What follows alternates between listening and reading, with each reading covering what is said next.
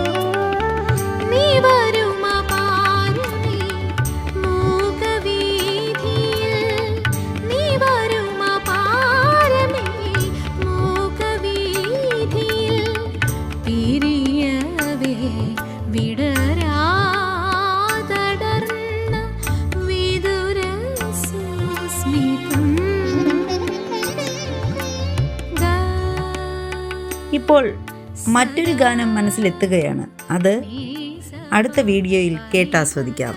Thank you.